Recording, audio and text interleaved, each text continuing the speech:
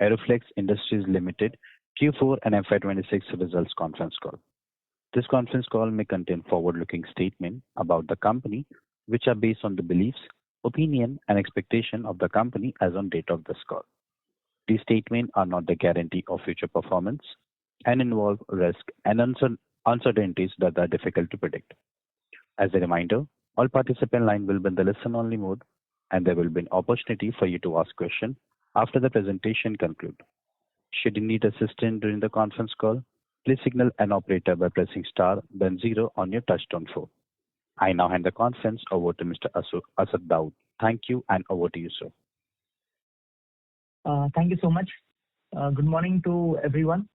I welcome you all to Aeroflex Industries Limited fourth quarter and FY26 earnings call.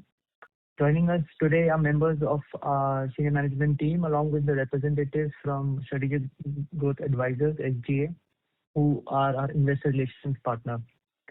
I hope you have had the opportunity to review our financial results and the investor presentation, which is available on the stock exchange website and also on the company's website. I'm happy to report that FY26 has been a great year for the company, where our execution excellence, our strategic expansion, and the market opportunity have all come together to deliver the highest ever quarterly and yearly performance up to date. I'm also happy to share that the board has also recommended a final dividend of 20%, which translates to about 0.40 rupees per equity share, of face value rupees 2 each, which reflects our continued commitment to delivering value to our shareholders. The company operates in a very niche global market with limited competition, and we also benefit from a competitive advantage as the only India-based manufacturer with such scale and with such capabilities. FY26 has been a landmark year, which has been marked by a successful entry into the skid assemblies and advanced flow control solutions for high-performance liquid cooling applications, which are used specifically in data centers and AI infrastructure segment. As the consumption of data increases and continues to scale rapidly across the world, primarily led by AI, cloud, and high-performance computing, there is a limitation of traditional air cooling, and which is becoming increasingly evident. And thus, the liquid cooling is emerging as the preferred solution for the next-gen data center infrastructure, and given its superior performance efficiency. Now, talking about the key highlights for the quarter, our hoses and assemblies business continues to demonstrate steady and consistent growth, which is also supported by robust demand coming in from diverse end user industries and also our established global customer presence.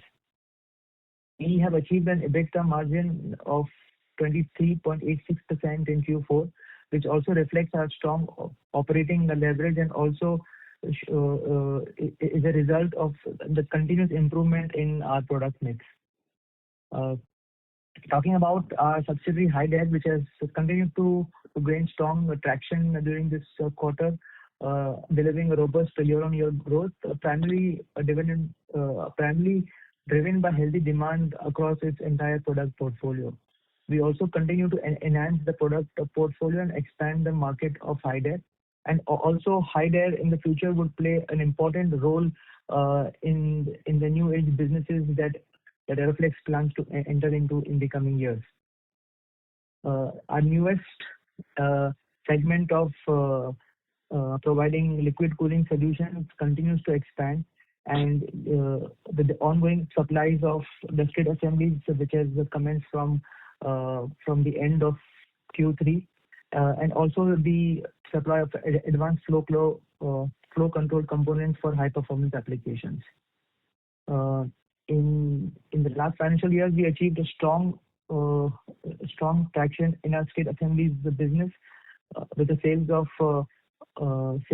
617 skid assemblies, which resulted in an overall sales of approximately 21.2 crores. And this has been done over the last 4 months itself. This performance shows the increasing market acceptance of our products, and it also reinforces our capability to deliver customized, high value and solution-oriented offerings, positioning this segment as one of the key drivers of the company going forward. We also showcase our entire portfolio of advanced flexible flow solutions at the Data Center World Exhibition, which happened in Washington in last month. And it reinforced our strategic focus towards the next generation thermal management technologies for the global markets. Currently, we have scaled our skid assembly capacity from 2,000 units per annum to 6,000 units per annum. And we are on track to further expand the same by the next quarter to 15,000 skids per annum. We are also strengthening our innovation pipeline with more than 16 products under development, which are primarily focused on high growth segment. Now, coming to our assemblies segment, we have continued to strengthen our capabilities through expansion of capacity, and also have commissioned 2 robotic welding lines to enhance automation, precision, and operational efficiency. In addition, we are also investing in advanced manufacturing capabilities, including a new annealing furnace facility targeted for commissioning by the end of this year. These initiatives are expected to increase our product offerings, also increase our throughput, and also support the deeper penetration that we want to do in especially mission critical applications. Our metal bellows segment has begun to gain traction across a range of applications, and we are expecting that this division to deliver strong growth in the coming years. I'm talking about our financial performance for Q4 FY26.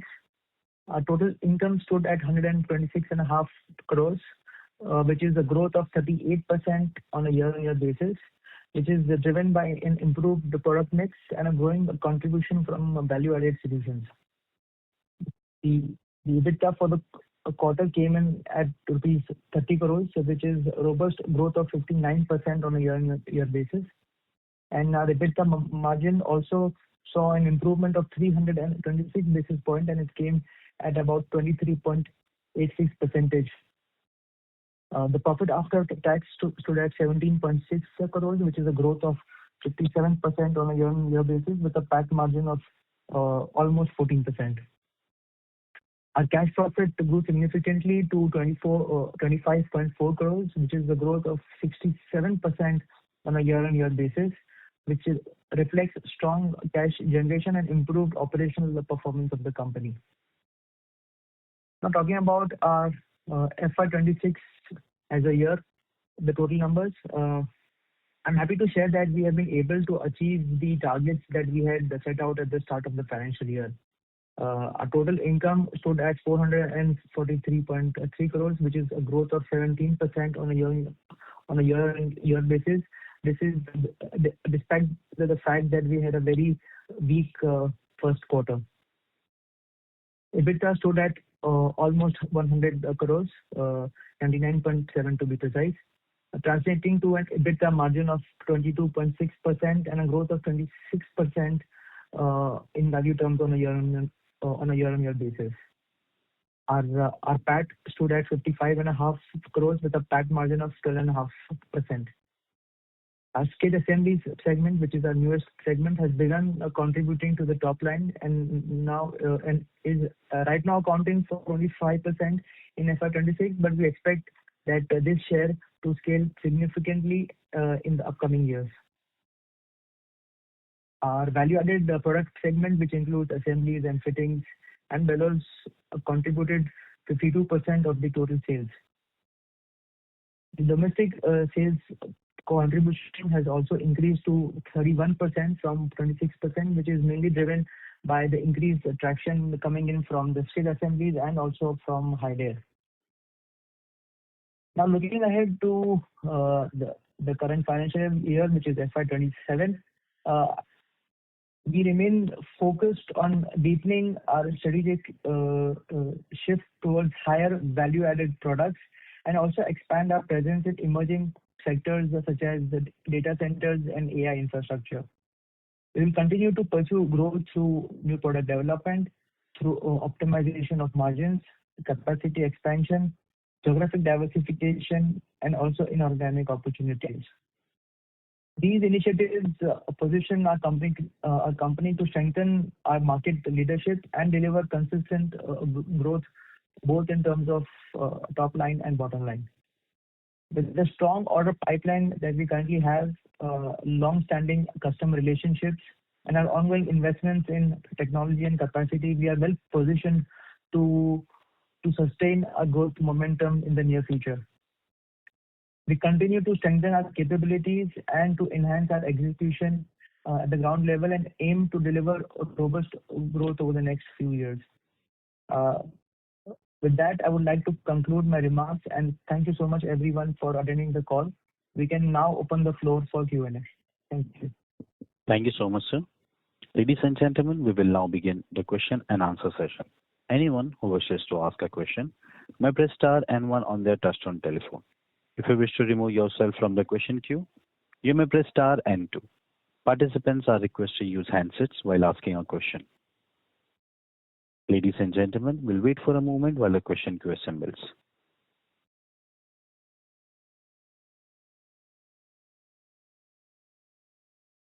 Our first question comes from the line of Nikunj Bhanushali from Walford PMS. Please go ahead. Yeah, thank you for the opportunity. Am I audible? Yeah. Yeah, so I had a few questions. So what is the order book for the liquid cooling skids that we have currently?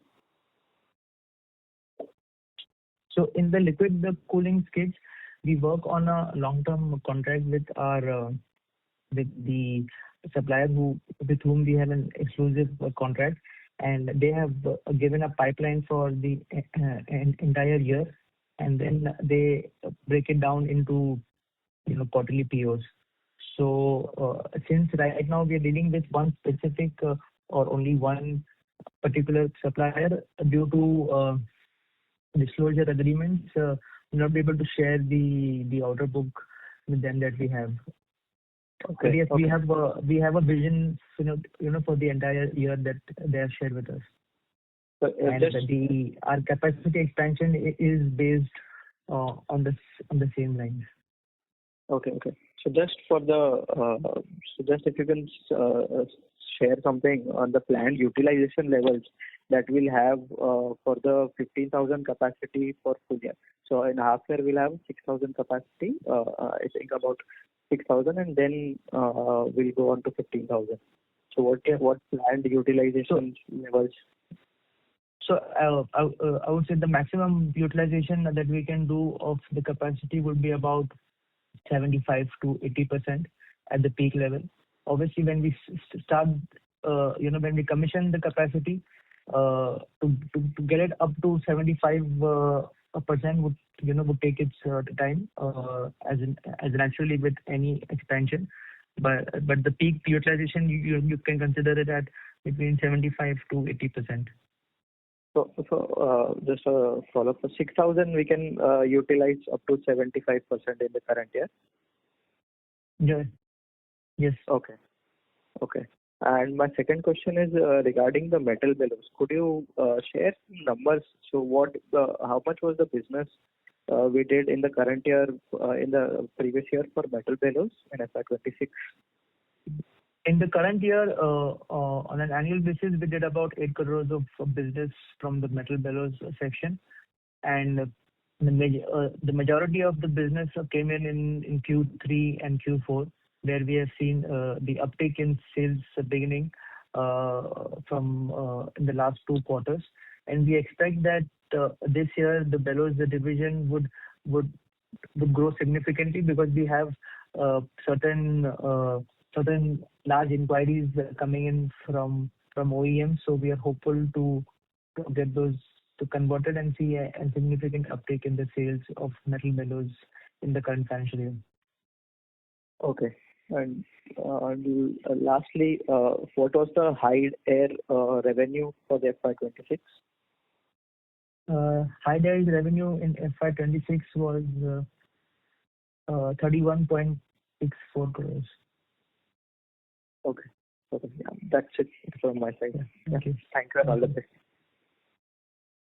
Thank you. Ladies and gentlemen, in order to ensure that the management will be able to address all the questions from the participant, we request you to kindly limit your question to 2 questions per participant. If you have a follow-up question, please rejoin the queue.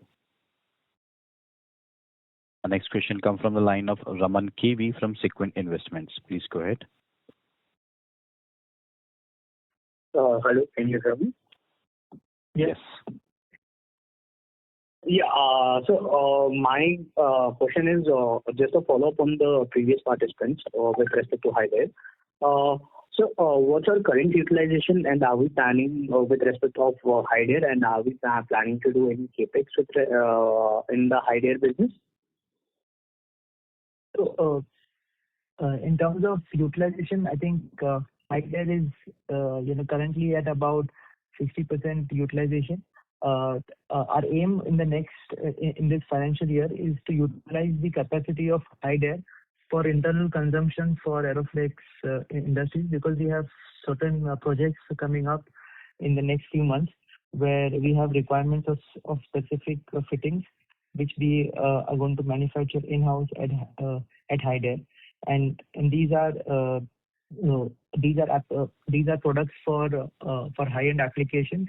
Hence, we want to utilize the capabilities of Hide Air for our internal consumption.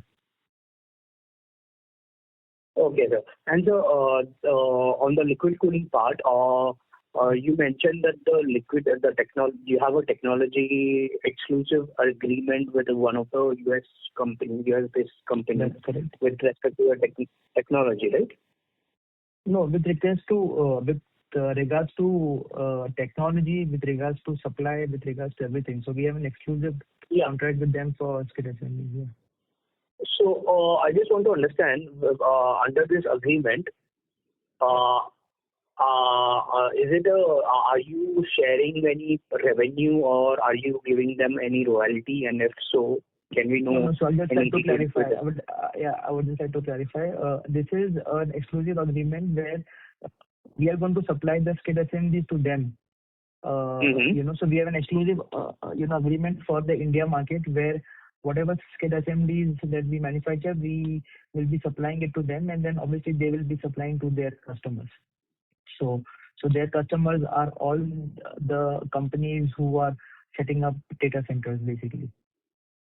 So basically, you're not paying anything to the US client, right?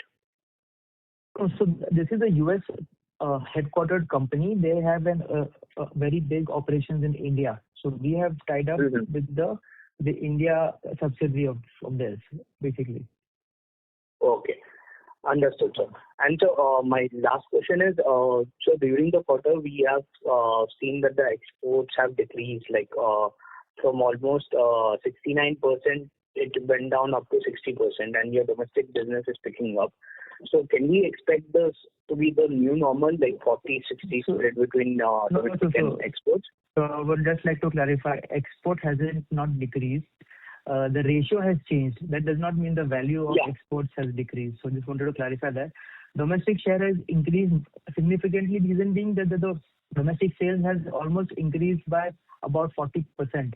So that's why the ratio of domestic is higher as compared to the previous. But exports has also increased in double digits in Q4, despite the fact of the entire situation that you are seeing, which is happening, in West Asia. So our exports have also increased, but because the domestic has increased significantly more than the exports, hence the ratio of domestic is now more. And obviously, because the entire business of skid assemblies will be in the domestic market, so this ratio of domestic would also increase in the near future. So can we expect the same, like you mentioned that domestic business increased by almost 40%. So can we expect that domestic business to grow at a higher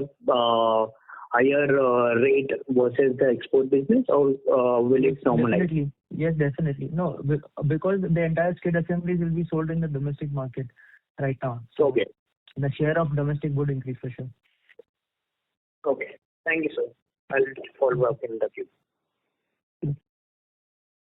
Thank you. Our next question comes from the line of Karan Gupta from ACMIL. Please go ahead. Yeah, hi. Am I audible? Yes. Yep, I can hear you. Yeah. So my question is related to more understand the product portfolio. So I'll have some basic questions to understand. What is the share of our product share of in the overall TAM of the data center and the liquid cooling systems? How much our products contribute in the costing side? Do we have any patent on that product or in terms of technology? And any competitive advantage or export market? What's the cost benefit we have? This sort of questions have. Okay. So first of all, I'll go with the last question first. Right now, for the export market, for the liquid cooling, we're not supplying our skid assemblies in the export market right now. We are only supplying our hose assemblies, which goes into data centers in the international market. So skid assemblies right now is 100% in the domestic market only. In terms of the patent, so we are working with, like I mentioned, this company. So we are actually jointly developing the product along with them. But obviously, since they are the principal, we are designing the product along with them. So we are aware of the technology that goes into the product. But right now, we don't have any patent on the particular product. Also, reason is because the design of every data center is unique and it's different. So hence, the skid assembly is required for every data center in terms of the design would be different. So hence, there is no patent per se right now. It is about the technology. How do you manufacture the product in such a way that you reduce the operational cost for the data center? That's the real skill in this particular business. So because ultimately there is a huge operational cost for a data center in terms of cooling. So how do you reduce their operational cost? That's the real USP in this. And then the total TAM, I think, in the data center market right now is huge. It's growing at almost 35%, on a year-on-year basis. Right now it's about, I think, at about 3 odd billion right now, and which is expected to grow to almost about 21 billion in the next 5 to 6 years. So that's almost a CAGR of close to 34-35%, right? So that's the market that we are capturing right now. Although right now we have a very, very, very, very small percentage of the market, but our aim is to keep increasing our market share and also to expand into more and more products which will be used in the data centers in the near future. So our aim is to Just to follow up on that, because the question will be unanswered. So let's say just to add here the unit economics of or the cost of 1 gigawatt of capacity. So I have figured, let's say 1 gigawatt capacity costing you around 50 to 60,000 crore in India, not the hyperscale AI data center, but the normal one, right? Now, this figure is correct, first of all, 50 to 60,000 crore for the 1 gigawatt capacity. I will not be able to comment on that because I am not in the business of making data centers. I'm probably not able to comment on something which Okay. Just a broad TAM, I'm just trying to understand here. So let's say If you just Google it, so it will give you 50,000-60,000 crore of it. Now, in the liquid cooling system, just in the interest of time for everybody, can you be a little specific on your question? Yeah. There's some time Sure. for everybody. Thank you. Yeah. So just wanted to know the cost of 1 gigawatt of capacity. What is the share of our products, basically? How much we are? I would say in terms of the entire, I would not see. First of all, just to clarify, so we are not selling directly to the data centers, right? We are selling to the company who provides the entire liquid cooling solution. So the skid assemblies is a part of the entire liquid cooling. It is not just the So let's say the companies who are providing cooling distribution units. Can I just complete my answer, please, if you don't mind? Sure. Yeah. So my point was that we are only providing a part of the liquid cooling. Hence, to give you an exact number in terms of how much is our product as compared to the entire cost of the data center would be difficult to answer for us, because we are not supplying directly to the data center. But from what I've understood from the market knowledge that we have gained, is that the cooling comes to about 10% of the cost of the data centers, anywhere between 10 to 11%. That's the cost of the entire liquid cooling, which includes your primary, secondary, and all kinds of cooling at a data center. So that's the time for liquid cooling. Yeah. Okay. That's very helpful. Thank you. Okay. Thank you. Thank you. Our next question comes from the line of Tej Patel from Niveshaay. Please go ahead.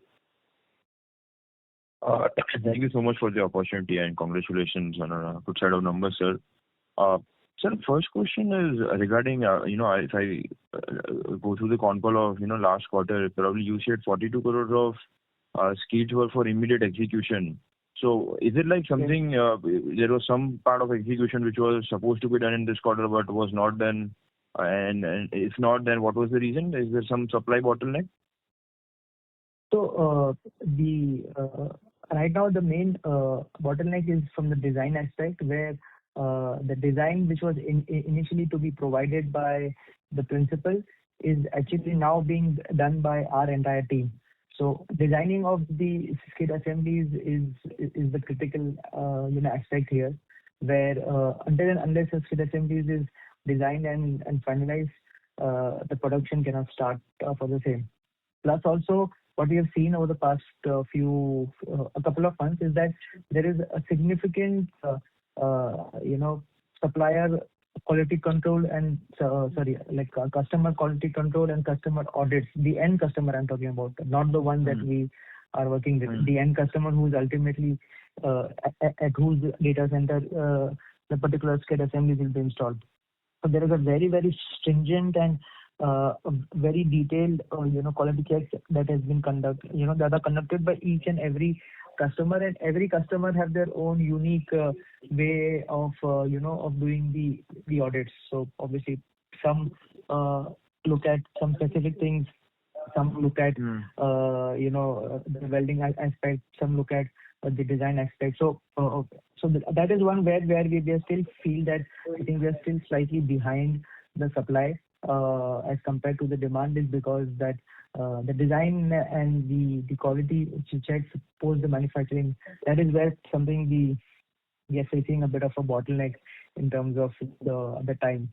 But so I think we are hoping that over the next couple of months, I think that will be streamed out and smoothened out. And then we'll be able to see more business, in the sense more sales happening from this particular business. So we have also, so in terms of manufacturing, we are still much higher, but obviously supply depends on a lot of these quality controls and quality checks. Understood. That helps, sir. So my second question is, you although said, for 6,000 skids, we will be probably reaching 75% of the utilization. But let's say once we expand it to 15,000, right? The incremental capacity would probably reach up to what utilization by, let's say, the end of year? Well, Our target would be that by the end of the financial year to reach to at least 60 to 70%. So almost very close to the capacity that we are setting up. Our target would be to reach there by, say, March of next year. Great. Obviously, it depends on a lot on the operational side, because the business right now is so there is a lot of operational excellence required for this kind of to manufacture these kind of state assemblies. Understood. But sir, let's say, and that's great. And let's say if we are probably expecting to reach 60-70% of the utilization, are we probably planning to add more capacity towards skids? Are you planning to go beyond 15,000? Our ultimate aim is to go beyond 15,000, but I would say right now the focus of our focus is to get the first 15,000 commissioned and get it up and running. Obviously, the first focus is over there, and then obviously once that is under process and once it is commissioned, we'll then look at further expansion. Great. And sir, you mentioned the PPT as well. We probably represented in an expo in USA. Any engagement from there? Any leads from there? Are we engaging with some customers apart from the one which we probably won in domestic? Are we engaging with some other customers in the international market through that expo or somewhere else?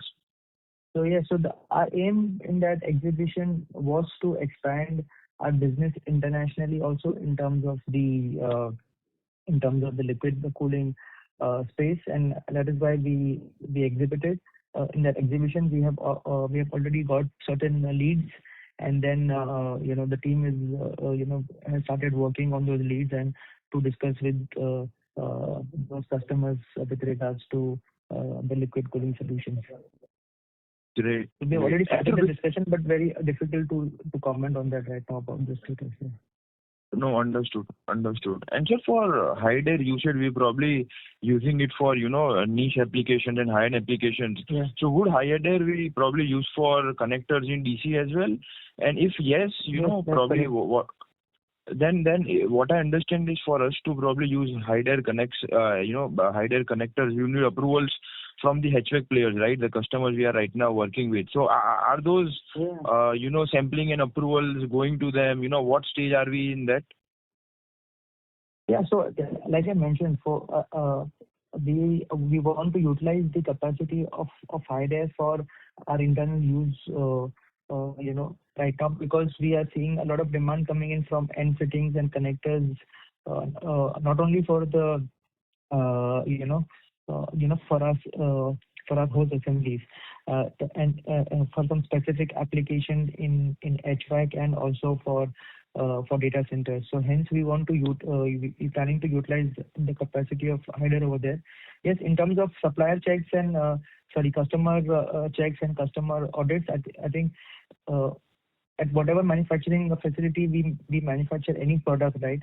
They are some kinds of obviously first we require all kinds of certifications which are required by the customer, and then obviously customer audits and customer supply checks are a must before we start supplying to these high-end industries. Okay, and we are in the process of getting. I'm sorry to interrupt you, Mr. Patel, but you may please rejoin the queue for more questions. No problem. Thank you so much, sir. Thank you. Reminder to all the participants, in order to ensure that the management will be able to address all the questions from the participant, we request you to please limit your question to 2 questions per participant. If you have a follow-up question, please rejoin the queue. Our next question comes from the line of Saumil Jain from Lucky Investment. Please go ahead. Hi, sir. Thanks for the opportunity. Thanks. First question, at 15,000 skids full utilization, can you give us a sense on how many megawatts of liquid cooled data centers that can support?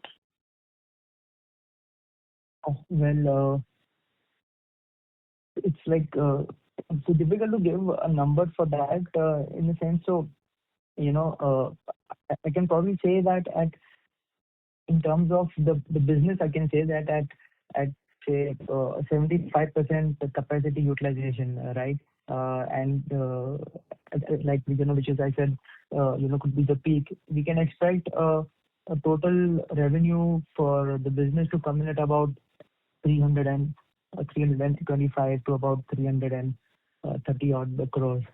Now, in terms of sorry. Sorry, go ahead.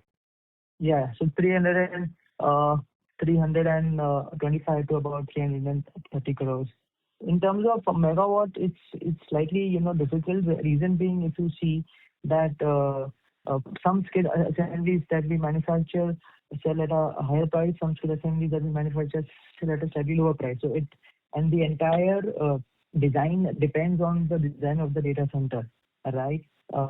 And how they have designed the entire data center with, is it a more, flat data center? Is it a more vertical data center? Is it a, is it a different style of data center? So, commenting on specific how many megawatts that would convert into would be difficult for me to give an answer.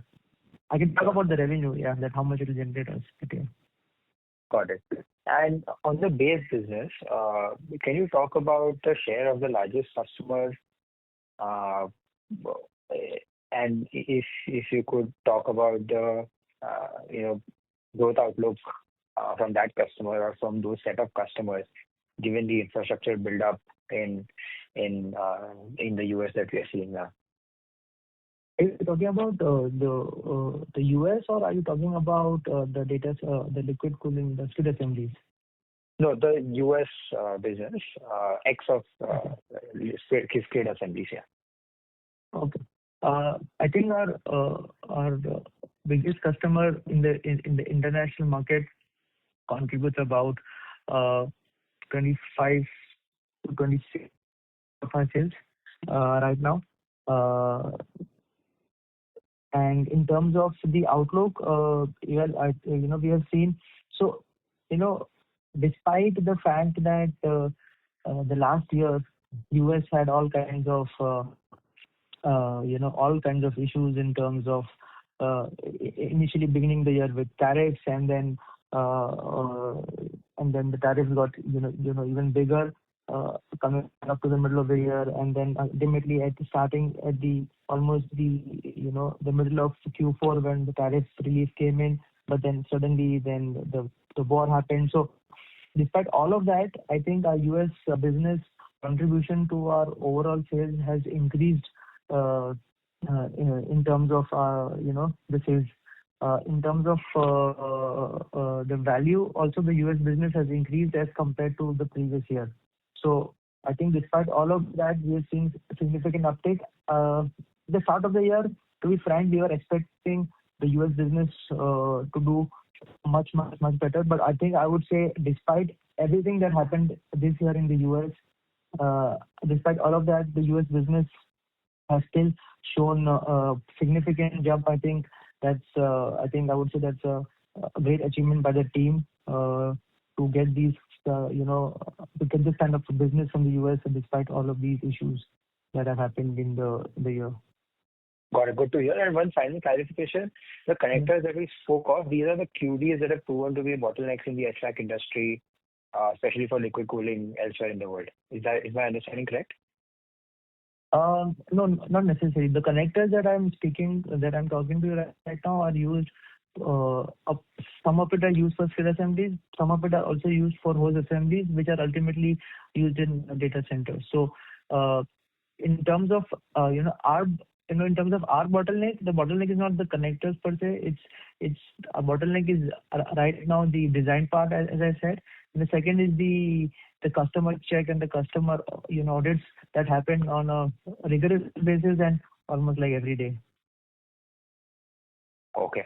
And your the largest account growing at a certain pace, is that because of higher wallet share with that specific customer, or the end industry for that largest customer growing at that pace? You're talking about in the US business. In the US business. So in the US business, we have seen not only the largest customer grow, but also the other customers that we have also shown a lot of growth. We are also seeing a lot of demand coming in for hose assemblies from the US from from customers who we previously did not have.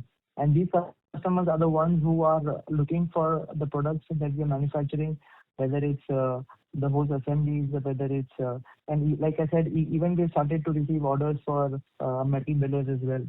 So we're seeing traction for these products in the US as well. Great to hear that, sir. Thank you so much. Thank you. Our next question comes from the line of Shweta from iThought PMS. Please go ahead. Yes, sir. My first question is a follow-up on the previous question. So this 60%, around 60% utilization that we are targeting by next year, March, is that incremental orders coming fully from this principal company, or are we also looking at export orders for the skids? Right now, what we have is for the orders which will come in from the principal only, because we have not taken into consideration the orders which will come in for any other other customers, because the other customers, the talks have just begun, so it's too early to say that. Okay. And sir, I saw that in this quarter's PPT, we had increased miniature bellows capacity to 60,000 pieces. So will this be sufficient for our 15,000 skids, or will we be needing more capex in this regard? Sorry? For the miniature bellows segment. The miniature bellows segment, will we be needing any incremental capex? So in miniature bellows, like I mentioned in my previous call, we won't be doing any further expansion except a few ancillary equipment or machinery that we require. We have redeployed the capital that we had allocated to miniature metal bellows to the cooling vertical. So right now, as I see, there will not be much capex that would happen in the next in at least to this financial year. Okay, sir. One final also question. Just wanted to please go ahead. Yes, sir. Please continue. Yeah. Also, just wanted to say that with regards to the utilization of 60%, right?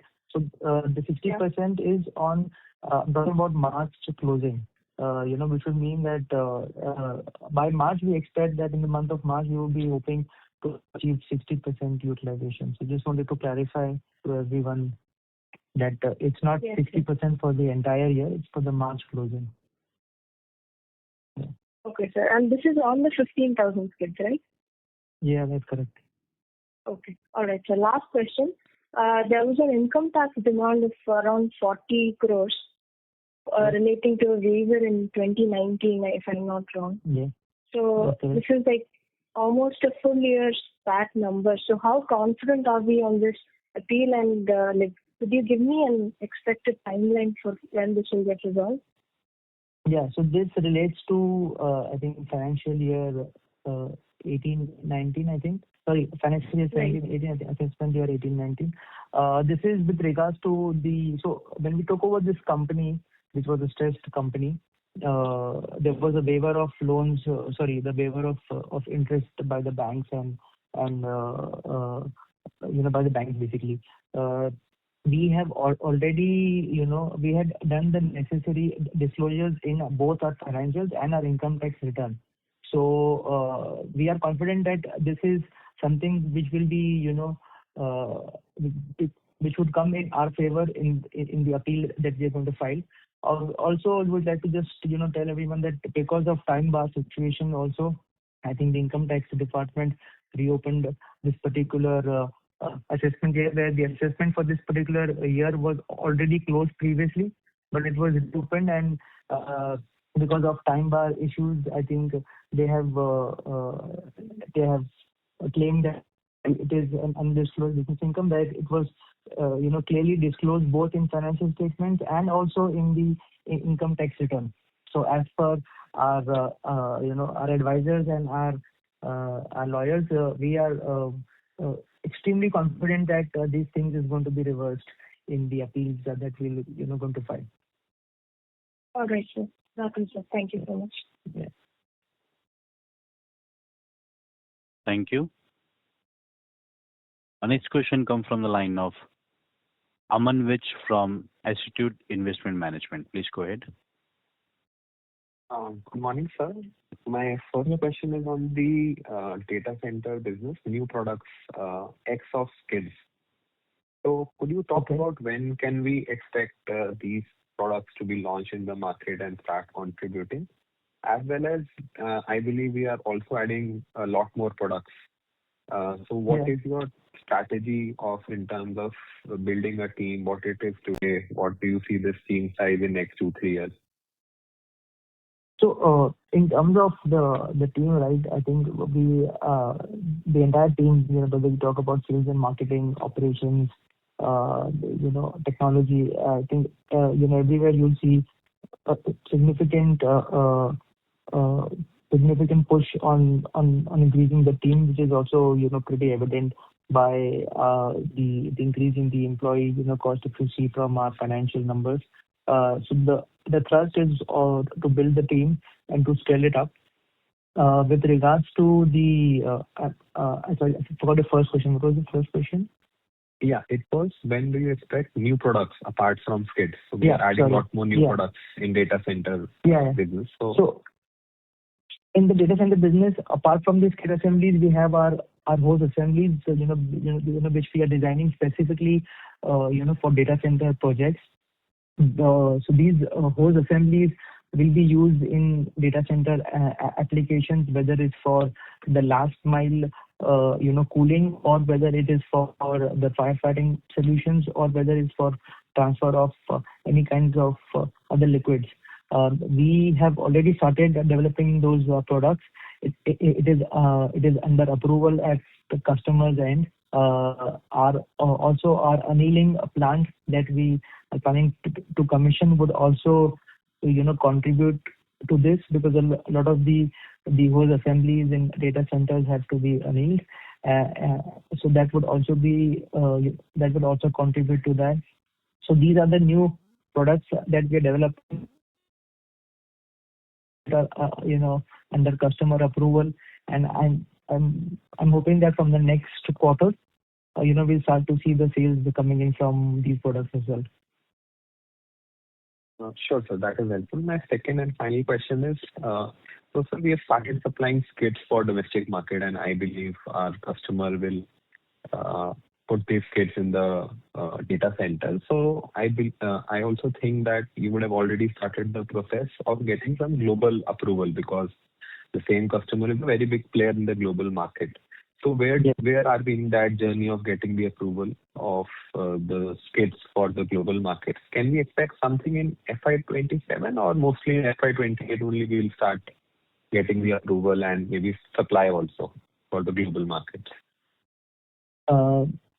See, in terms of the global market, our aim is to have or to start at least some supply of skid assemblies in the international market in the current financial year.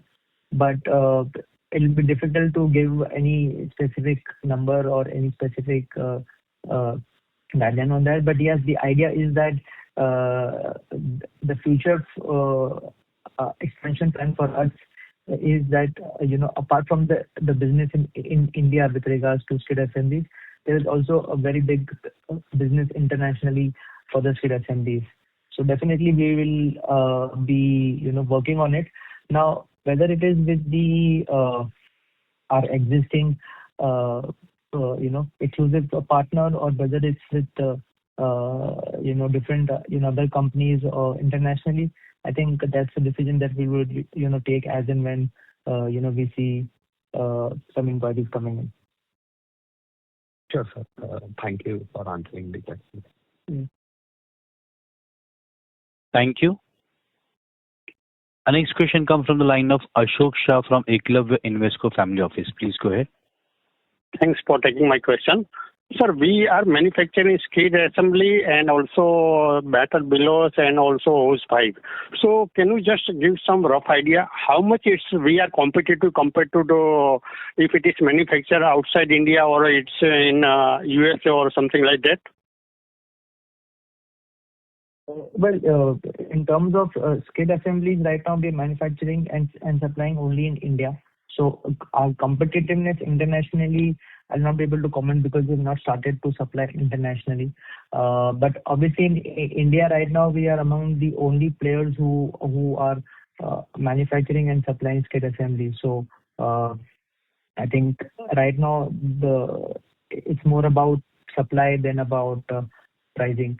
With regards to the bellows and the hose assemblies, so yes, we are the largest manufacturer in India for hose assemblies, right? So from the economics of scale perspective, we are extremely competitive in terms of our pricing, especially if you consider the international market, where in terms of our business, almost so 60% of our overall business is exports. But if you see from the hose assemblies perspective, almost 75 to 80% of the business of hose assemblies actually comes from exports, which means that our products, first of all, are meet the quality which is requirement of the international market, and secondly, it comes at a much better price as compared to what they would be buying locally.